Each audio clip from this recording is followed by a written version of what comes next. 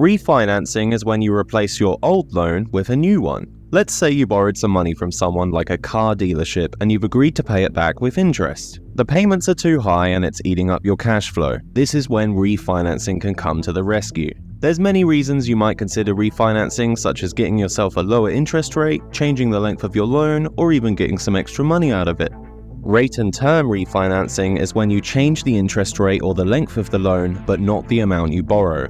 For example, you've got a loan of $10,000 at 15% interest with 3 years to pay it back. You refinance to a loan of $10,000 at 7% interest with 2 years to pay it back. You save on interest, but you still owe the same amount of money. Cash out refinancing is when you borrow more money than you need to pay back your old loan and use the extra money for something else. This time you're taking your $10,000 at 15% interest over 3 years and you're changing it to $15,000 over 3 years instead. You use $10,000 to pay off the old loan and you're now free to spend or invest the extra $5,000 as you see fit. You pay a different amount of interest, but you owe more money.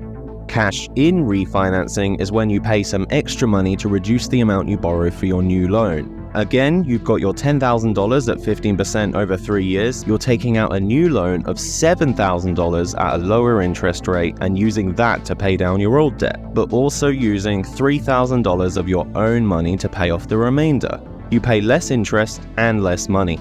Refinancing can be a good way to save money or increase your cash flow, but it does come with its own costs and risks. You might have to pay some extra fees to get a new loan. Always check the small print and keep your credit score in check, as a lower interest rate is not always guaranteed. Wondering how to increase your credit score? Click here.